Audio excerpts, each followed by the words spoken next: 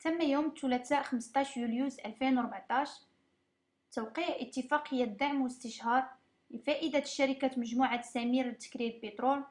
وقد وقع الاتفاقية كل من رئيس المدير العام السيد جمال محمد بعامر بحضور بعض أعضاء طاقمه الإداري، والسيد الرئيس الوداد البيضاوي سعيد الناصري، وبحضور السيد أمين مداح وعبد المجيد برناكي.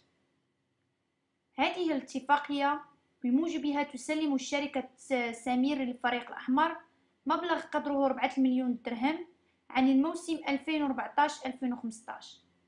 قابلة للتجديد لتشمل الموسم 2015-2016 بنفس المبلغ.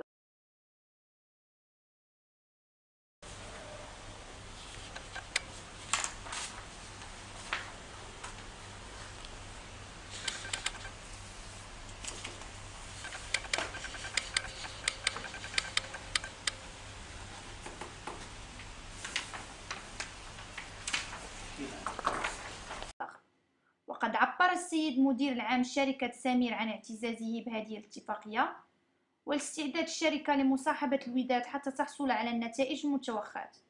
كما صرح السيد رئيس الوداد على أن هذه الاتفاقية هي واحدة من سلسلة الاتفاقيات سيتم توقيعها خلال الأسابيع المقبلة لمجموعة من الشركات للهدف الوصول إلى الاستقلال المالي للفريق. صعيب غيعطيكم واحد كاسي دابا ديالهم ياك؟ اي عطيو ليدو وغادي نوقع له اياه يديهم بجوج، عطيو ليدو وحده تجي.